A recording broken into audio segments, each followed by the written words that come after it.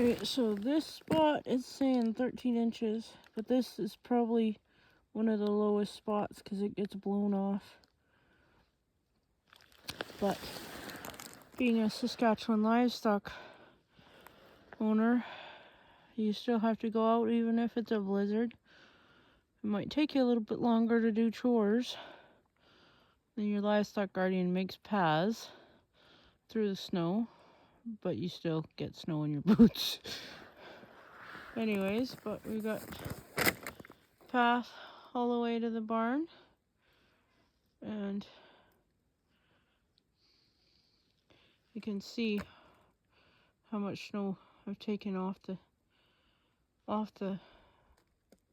I just made the path wide enough for the sled, so if I have to haul feed out to the animals, I can make it.